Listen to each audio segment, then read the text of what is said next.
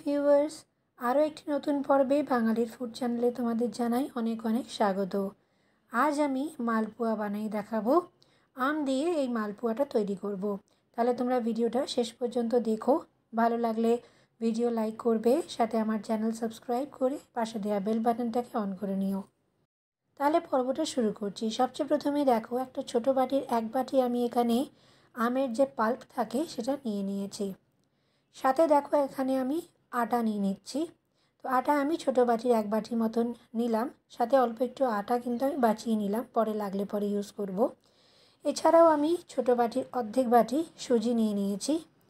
এবার এই সব কিছুকে ভালো করে মিশিয়ে নিচ্ছি। তো এখানে দেখো, মেশানোর জন্য কিন্তু আমি একটা হুইস্কারের ইউজ করেছি। এই হুইস্কারের সাহায্যে আমি ভালো করে সব ইনগ্রিডিয়েন্টসকে মিক্স করে নেব। তোমরা চাইলে চামচের সাহায্যেও করতে পারো। এবার ছোটো বাটির এক বাটি আমি রুম টেম্পারেচারে রাখা দুধ ইউজ করছি এখানে। আর দুধটা দিয়েই কিন্তু আমি এই মালপোয়ার ব্যাটারটা তৈরি করব। তাই এখানে দেখো বন্ধুরা, অল্প অল্প করে দুধ দিয়ে কিন্তু আমি এখানে ব্যাটারটা তৈরি করে নিচ্ছি।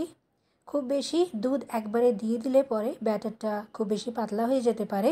আমাদের কিন্তু ব্যাটারটাতে একটা ফ্লোয়িং কনসিস্টেন্সি দরকার। দেখো এখানে ব্যাটারটা তৈরি হয়ে গেছে। দেখো এইভাবে একটা ফ্লোয়িং কনসিস্টেন্সি থাকবে, আর ব্যাটারটাতে হালকা একটা গাঢ় ভাব থাকবে। ব্যাটারটা একদম তৈরি। এখানে দেখো, ব্যাটারটাকে আমি প্রায় 10 মিনিট মতন সাইডে রেখে দিয়েছিলাম। তারপর একটা হাতার সাহায্যে আমি তোমাদের একটু ব্যাটারটার কনসিস্টেন্সিটা দেখিয়ে দিলাম। সাথে এখানে আমি 1 পিঞ্চের মতন ইয়েলো ফুড কালারটা ইউজ করছি, তাতে মালপোয়ার রঙটা দেখবে খুব সুন্দর হবে। তো এখানে দেখো আমি কালারটা ইউজ করলাম। তোমরা চাইলে পরে তোমাদের কাছে যদি ফুড কালার না থাকে তোমরা ব্যবহার নাও করতে পারো। আবার যদি তোমরা কালারটা আনতে চাও তাহলে 1 পিঞ্চ মতন হলুদ গুঁড়ো দিয়ে দিলেই কিন্তু এই কালারটা চলে আসবে। দেখো এখানে কালারটার সাথে ভালো করে আমি মিক্স করে নিলাম ব্যাটারটাকে। তো এখানে মালপোয়ার ব্যাটারটা অলমোস্ট তৈরি হয়ে এসছে। তো শুধুমাত্র একটু আমি মালপোয়াগুলো ভাজার আগে একটু ফেটিয়ে নিলাম। এবার একটা ননস্টিক কড়ায় অল্প কিছুটা তেল গরম করে নিয়েছি। তেলটা হাই ফ্লেমে গরম করে এবার একে একে কিন্তু আমি ব্যাটারটা পোর করতে থাকবো তেলের মধ্যে। মানে ব্যাটারটা এক হাতা ব্যাটার আমি তেলের মধ্যে দিতে থাকবো আর মালপোয়াগুলো ভেজে তুলতে থাকবো। তা তোমরা ভিডিওটা শেষ পর্যন্ত দেখো। দেখো কি সুন্দর মালপোয়াগুলো কিন্তু ধীরে ধীরে ভেজে ওপরের দিকে ভাসতে শুরু করে দেবে।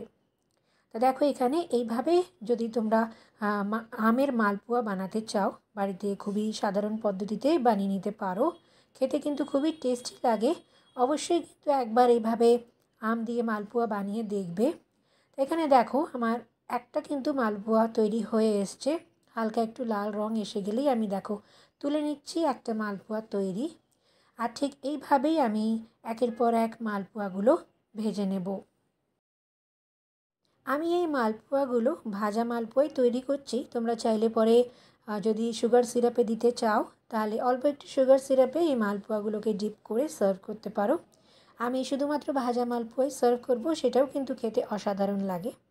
তাহলে চলো, মালপোয়াগুলো কিন্তু তৈরি হয়ে এসছে। এবার পরিবেশন করে দেব। আজকের এই পর্বটা যদি তোমাদের ভালো লাগে তাহলে আমার চ্যানেল বাঙালির ফুড চ্যানেলকে সাবস্ক্রাইব করে চোখ রেখো আগামী পর্বে। ফিরে আসছি খুবই শীঘ্রই আরও একটি নতুন রেসিপি নিয়ে। ততক্ষণ তোমরা ভালো থেকো, সুস্থ থেকো।